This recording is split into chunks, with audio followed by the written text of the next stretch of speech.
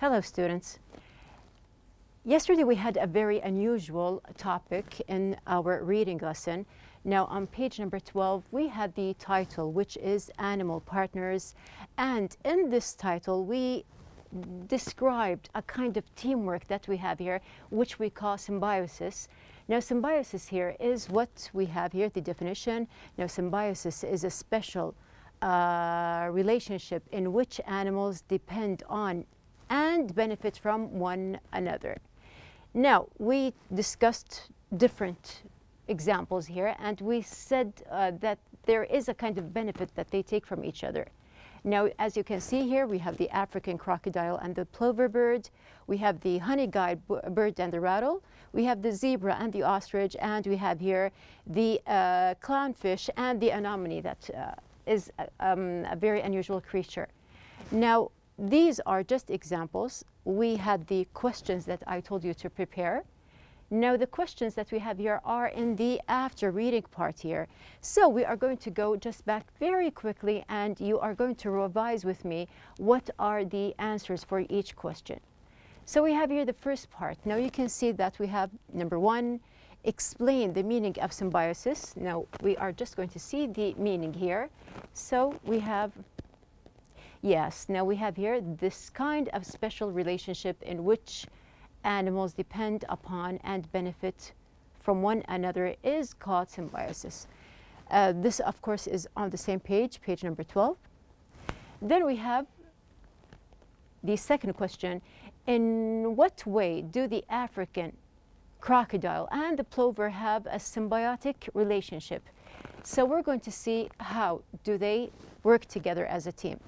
Now we have here, we can see that the plover picks out all the small pieces of meat stuck between the crocodile's teeth, as we mentioned, and in return, we have here, in return, the crocodile provides an easy meal for the plover. So this is going to be number 2. Going back to number 3, we have here to give an example of a case of symbiosis in which each animal has the same goal. So we have here, we are going to see, yes, now both these animals live on grasslands in Africa and have an appetite for honey. Okay, so after that, yes, moving on to the question number 4 here. Now we have here, name 2 animals that make up for each other's deficiencies, and how do they do this? Seeing the answer, we can see another 2 animals that team up. The answer here, yes, there is no surprise since they are a perfect match. While the giant flightless ostrich has poor senses of both smell and hearing, the zebra has acute senses of smell and hearing. Completing, there is also another part here. Yes. Now, on the other hand, the zebra has terrible eyesight, while the ostrich has excellent eyesight, enhanced by its long neck, which enables the ostrich to see far into the distance. Moving on, we have the last question here. What benefits do the clownfish and the anemone offer each other? So we're going to see here the answer. Okay, we have here living among the dead tentacles of an anemone has a clear advantage. Most predators stay away. This is just one part. And in the last part, we can see that there is a lot we have here. So we are just going to outline the answer and mention here that the anemone provides a safe home for the clownfish and the leftover food. The clownfish attracts prey to the anemone, cleans up food scraps and dead tentacles, and chases away fish that eat the anemone. So we have here, these are the 5 answers, and we discussed the whole topic in general. We gave very short answers, or quickly, a brief revision for the 4 types of teams that we have here. Okay, we are going to go back to the human world, as you can see.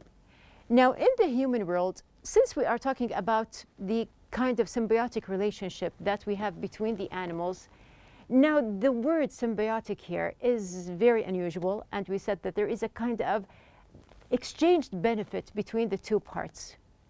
So we have here a question. Think about your relationship with a good friend. What can you offer each other? You are going to work as a team, and each partner has a kind of benefit that he can gain in return.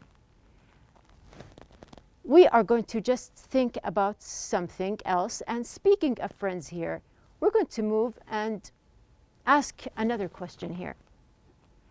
Our question: do you think it is necessary for people to share the same characteristics in order to get along well with each other?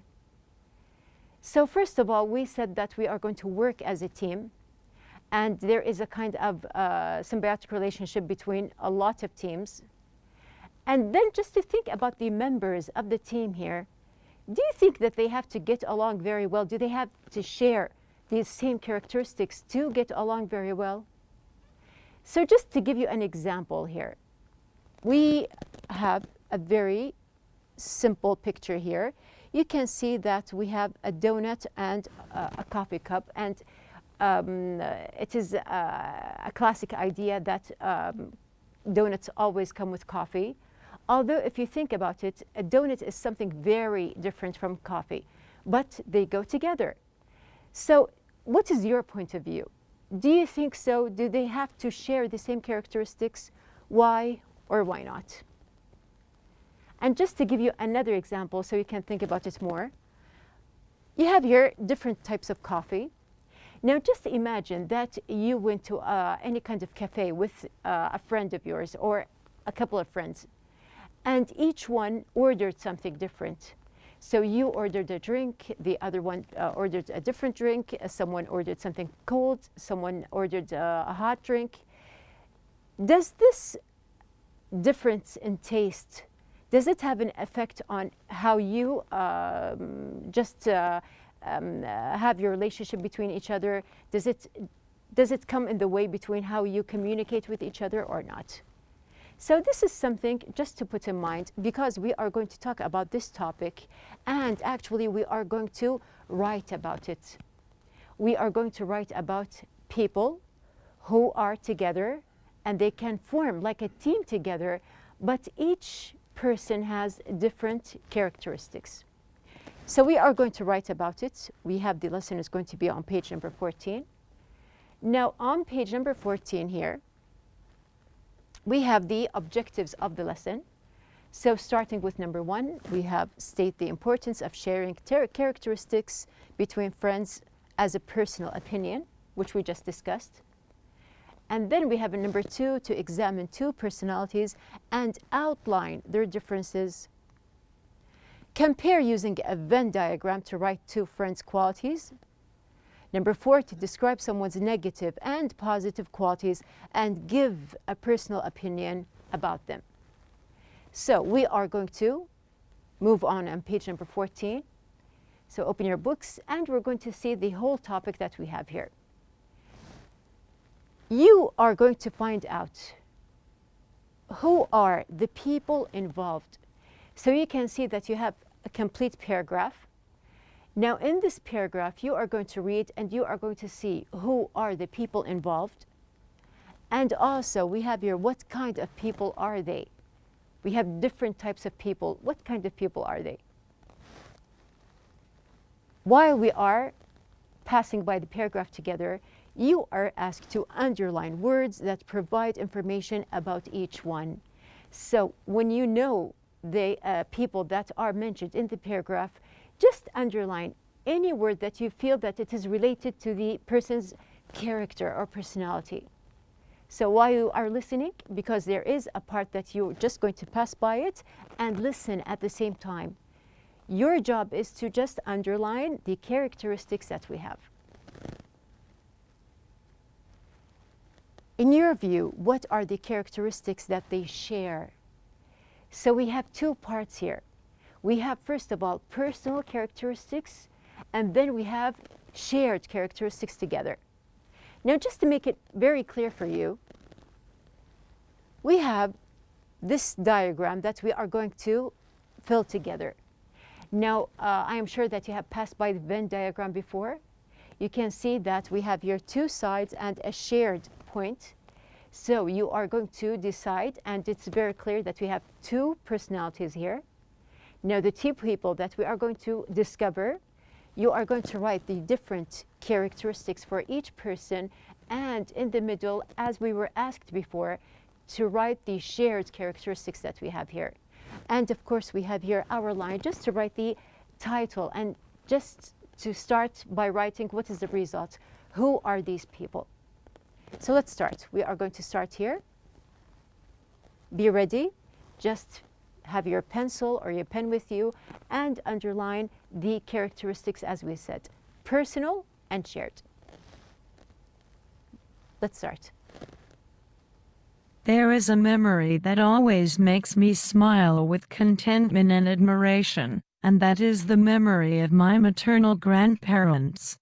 My grandfather was a dedicated lawyer whose moral fiber prevented him from taking advantage of circumstances to make a profit.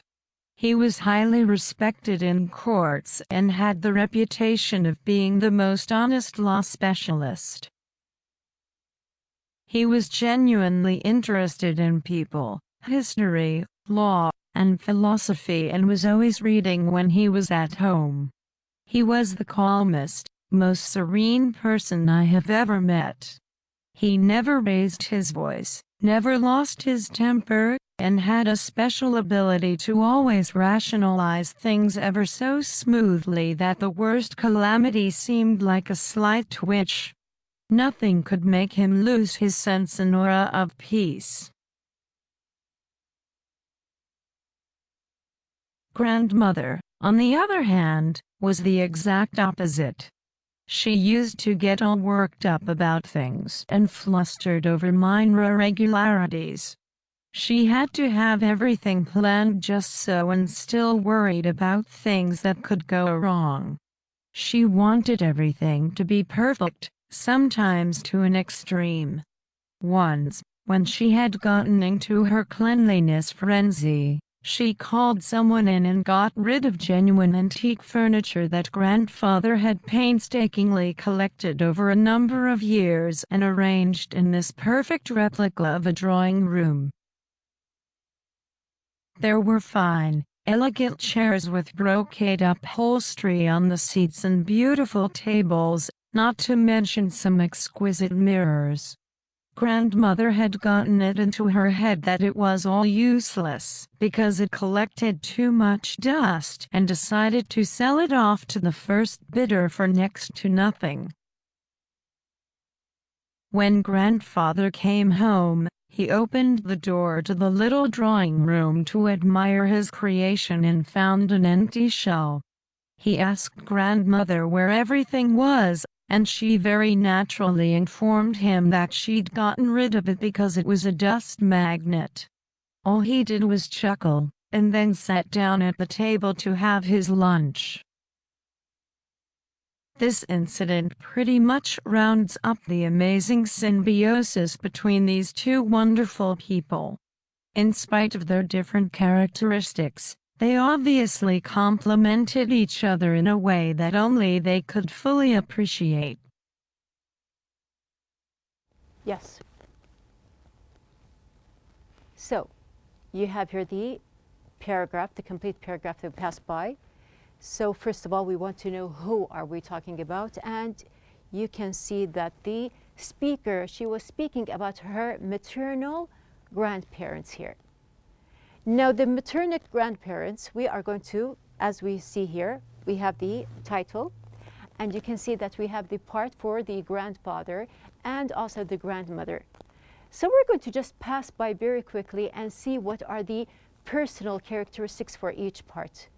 Now starting with the grandfather, because he was mentioned first, we have the first part. If you can just remember and see what we have here.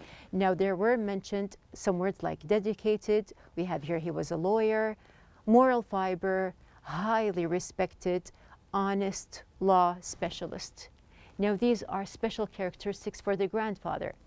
We can also see in the second part that he was interested in people, history, law, and philosophy. We can say that he was serene. We have here also he was calm. never raised his voice, never lost his temper, ability to rationalize things, aura of peace, nothing could make him lose his sense. So all of these characteristics were for the grandfather. Now moving on to the grandmother here, we can see that she get all worked up about things. She got all worked up.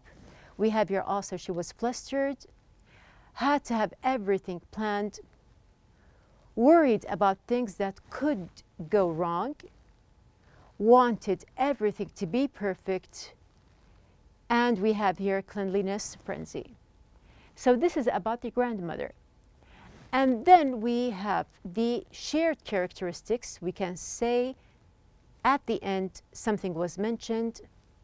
Yes, in this part, the very end, you can see that they were wonderful, complimented each other, and fully appreciated each other. So these are the different parts. You can see here that we have the complete diagram. We have everything mentioned for each part of them. So what are we going to do after that? Now we have read the text and find out. We actually did the reading part. After that, we have here, what do you think might have happened if they both shared exactly the same characteristics and attitude to life? So this is something for you to think about. Just imagine that these two personalities, they were the same. Now just imagine that they both had the very frenzy attitude of the grandmother, or they were the same as the grandfather. How would you just imagine that these two personalities will be together? Also, we have here, if they were both like the grandfather, just imagine, and also like the grandmother. You have the way to just imagine and think about how they can live with each other. Do you think they would be a successful team or not? Why did the writer choose to describe the particular incident, and what do you think it portrays? Now there was the incident that we have here, the mentioned about the antique furniture and how the grandmother got rid of the furniture. So at the end we have here, what do you think it portrays? You can see in the part here, now we have here the incident pretty much rounds up the amazing symbiosis between these two wonderful people. So there was a kind of teamwork. They had something in common, and they had their differences, but they could just live together and be together as one team. And this is what we have here. It was a kind of an amazing symbiosis. Now read the text again and find out what is the topic of each paragraph. So we are done with the basic ideas here. After that, you are asked to look specifically at each paragraph. And what does it have? You have here, what or who is the paragraph about? And there is another question. Are all paragraphs about the same length? Why or why not? So here, we are going to start with your task, which we're going to do in the next lesson, inshallah. First of all, you have to just go back, read the paragraph, decide each paragraph, what is it about? And then after that, are all the paragraphs the same length? Why or why not? Also, you have the time just to think about it and think why. Why is it the same length, or why not is it the same length? So either way, you have the time to think about it. Also, we have here the question, what words, phrases describe the qualities of each person? And can you think of more? Now, we mentioned a lot of words that I helped you with the Venn diagram. Can you think about different characteristics for each character which were not mentioned in the paragraph? You can here just decide from the idea that you took about the person. You can just give other things to think about. And then we have here, which qualities are demonstrated through the incident? So we mentioned the characteristics or the qualities, but not all were demonstrated, or they were shown as an example within the incident that the speaker mentioned. So there were specific qualities that you can just go back and just try to match between the qualities that were mentioned and the incident that happened. So this takes time. You have your time just to think about it and try to brainstorm and think about other characteristics as well. After that, we have here, it is your turn. You have the basic idea, which is to write about different personalities. And here, this is what you are asked to do. We have the same idea of using the Venn diagram. Think about two people you know who are good friends. They can be good friends, they can be family members. It depends on who you put in mind. Number two, using a Venn diagram, which we have here, write the qualities you feel each person has. In the overlapping portion of the diagram, write the qualities or characteristics that they share. So the same idea that we did for the maternal grandparents. After that, in number three, write a short essay about the two friends explaining how they complement each other. So we have here, there must be a kind of bond between the two friends, and you are going to describe as a third part that's just describes. Now you are going to find on page number 15 the writing corner that gives you all the tips that you need. So we're going to see what are the tips that we have here. When you write a descriptive essay, so actually here we have a descriptive essay. When you write the essay here about people's qualities or characteristics, first put in mind, think about their positive and negative qualities, their needs and the things they offer, their attitude to life, typical incidents, and etc. So here you have the time. Just try to imagine that you have here these two personalities, and we are going to apply the same thing, inshallah, in the next lesson. Just put in mind these tips that we have here, or the points that you have to follow. Now you have to think about positive and negative points in their personalities, their needs, and what they offer. So what they give or they take for themselves and what they give the others. And we have here their attitude to life, typical incidents, and so on. Also, express your personal feelings and views about the people. So you have to feel that there is a kind of connection, and you're going to express how you feel about these two people. And also, do not simply write a list of adjectives. So you can see that when we wrote in the Venn diagram the characteristics, we didn't just write some adjectives. So there has to be a kind of complete description that you have for your friends that you're going to write about. Also, we have here vary the way you express thoughts, memories, and feelings. Use expressions like, I think he or she is, I regard him or her as, he, she tends to, I have always felt that, he or she seems to. Anytime I think of, I have never, and so on. Now, he or she is the most adjective person I have ever known or met. This can be also applied within your composition or the essay that we're going to write. Completing the tips that we have here. Use linking devices that indicate similarity and contrast, cause and effect, consequence, reason, and so on. Use a variety of expressions and words like due to this, in spite of, compared to, as a result, both, etc. And of course, you can use although, while, because of, and so on. Plan your essay carefully by deciding what or who you are going to focus on in different sections and paragraphs. So you can see the division, but still I want you just to go back, and we're going to go and just revise all the tips that we have here and to make sure that they do match the module paragraph that we have in the book.